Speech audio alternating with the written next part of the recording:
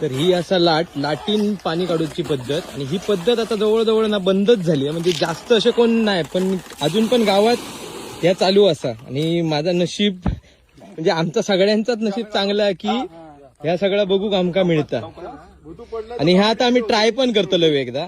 आता मंदार ट्राय करता, त्याच्यानंतर मी एकदा ट्राय करतले. हे पडशील हा बाई, हळू घे.